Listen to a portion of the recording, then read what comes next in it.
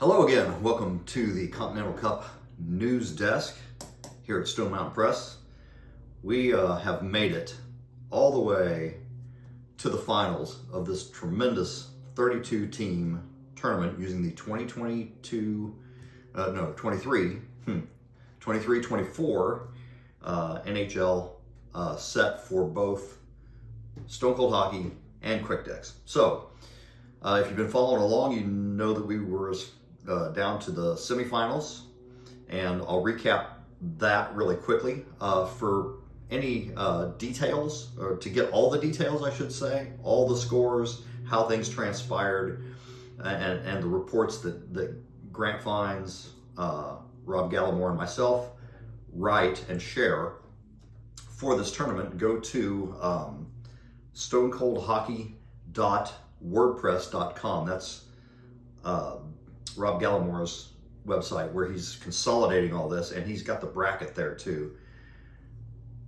so you can see the path that all these teams have taken. So the big question on everybody's mind probably is that New York Rangers Vancouver Canucks series. Both those teams were tremendously hot coming through this tournament, and we expected a good series, and we got one. It went 6 games. So here's how that unfolded. Game 1, New York cruised in that one with a 5-2 victory. Zibanejad had 2 goals and an assist in that one. Game 2 was a complete turnaround as Shesterkin just had a hard time back in Vancouver, and he couldn't stop anything. I think the final score was 7-3 there. Di Giuseppe had 2 goals for Vancouver in that one. So series tied. Game 3 back at Madison Square Garden, and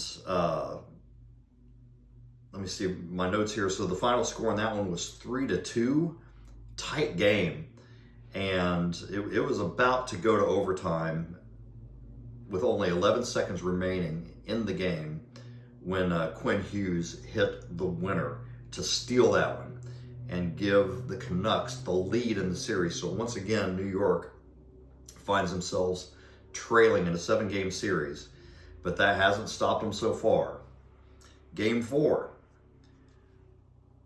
Vancouver continued to play really tight defensive hockey. That game was tied 1-1, and in fact, interestingly, the game giveth, the game taketh away, and so Quinn Hughes, who was the hero in Game 3, turned out to be a little bit of a heel in Game 4, because he was trying to play the puck out and was intercepted by Wheeler, who then buried it for the game tying goal to tie the game at 1-1 and send it to overtime. And overtime went nearly all the way, a full period, with less than a minute left, 27 seconds left. Actually, Trocheck scored the winner there, and so now New York has repaid Vancouver for stealing a game, the prior game. So series now tied. Game 5, New York not fooling around. Shesterkin on his game, and I believe it was Shesterkin in goal. And Panarin and Fox both come up with a pair of goals each, and New York gets the shutout 4-0. They now have the series lead 3-2 going to Game 6. And Game 6 was another overtime thriller. And I didn't take notes on this one. I'll scroll down and see if I can pull it up real quick. So Game 6, yeah, the extra frame didn't last long in this one, just a couple minutes. And it was Lafreniere with the game winner, with an assist by Trocheck and Panarin, only 2 minutes and 19 seconds into the 4th period.